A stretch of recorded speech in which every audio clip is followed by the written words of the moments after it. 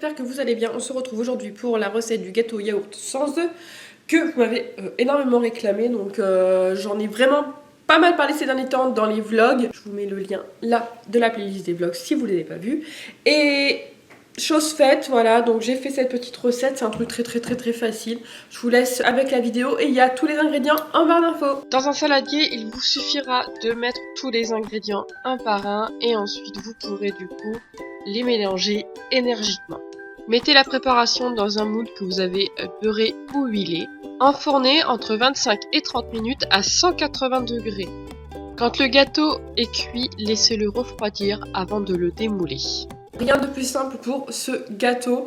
Donc en fonction des yaourts, en fonction de la farine, en fonction de tout ça, des fois ça peut varier un petit peu au niveau de l'aspect du gâteau. J'utilise toujours la même recette, mais des fois j'ai des gâteaux très aérés, très gonflés.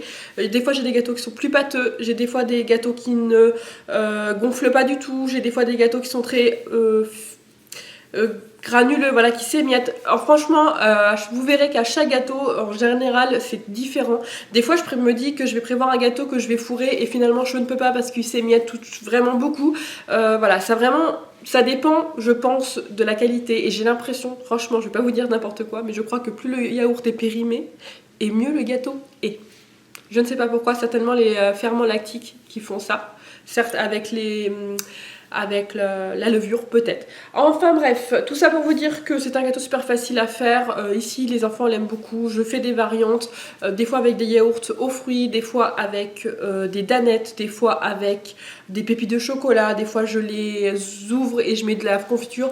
Après l'avantage de ce gâteau c'est que vous pouvez vraiment le modifier énormément. Le seul petit truc c'est que si vous mettez du chocolat fondu dessus, le temps de cuisson est des fois beaucoup plus nombreux et on a un petit peu de mal. Donc moi quand je mets du chocolat je mets un tout petit peu plus de farine, mais ça je pense que c'est un petit peu voilà, propre à chacun.